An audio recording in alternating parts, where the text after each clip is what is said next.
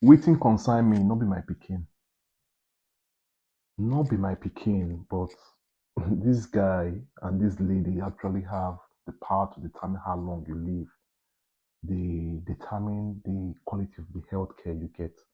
They determine whether you're able to travel from Abuja to Kaduna, whether you're able to travel from Benin to Auchi.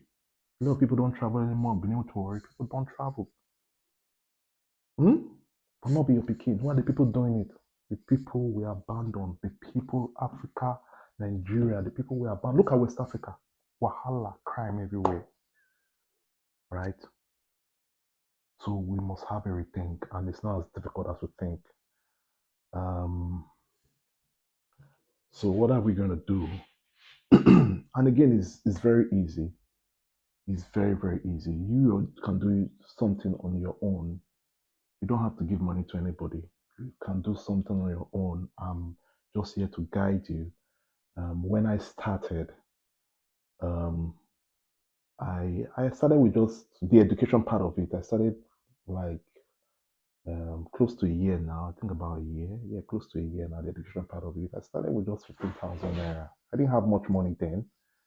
I just like, you know what? Look at the picture underneath. This is how I started. No tables, no chairs. When money came in, I bought tables and chairs. I do the, lesson notes myself, and all that. Collaborate with the teachers, try to pay them every, and all that. So it's not that expensive.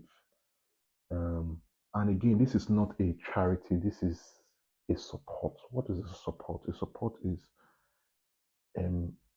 giving people the necessary empowerment to be able to do it on their own, because the fact is that the people in these villages can do this on their own from our assessment, but it's just that a lot of our people don't have that mindset of ensuring that they bring up their children well. And it's not just a Nigerian thing, it's a global thing.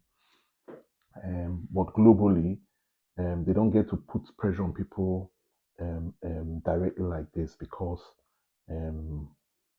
the government is there, the government is functioning. But over here, the government is not functioning. So we don't have a choice as a people, but we have to just do this for now. So what is the plan? Like I said, it is not a charity, it's a support, right? So what that means is that for each village we get to, we're going to like have the names of all the politicians. We're going to compile their names, the councillor, the local government chairman, and the rest, right? So as we start doing this thing, we're going to have a plan to what is it that, again, starting from a manageable age, we will also give them, we know there's not much money in the country, but we won't give them what they cannot do, So in order for us to stop the bleeding, children between 3 to 5 years, how can we ensure those children start learning the necessary skills like immediately?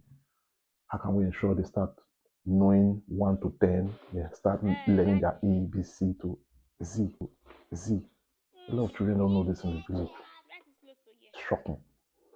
So how can we start doing this? And how can we make sure we can also engage those representatives? One person must not have the money to build a school in a village. The councillor can bring 10 bags of cement. The other one can bring 5 bags. You get me? The senator can bring a roof.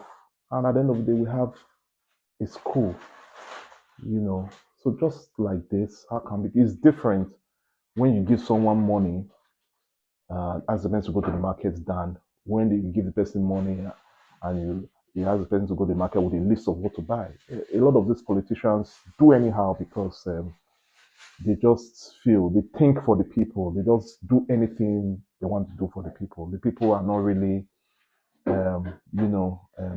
holding them accountable and being in the process of ensuring that they are in the know and they are also carried along in what they do for these people. And this is where we come in. The guys in the village, they don't have this know-how, they don't have this exposure to engage the politicians. And that's where we come in to bridge that gap. Let's do something.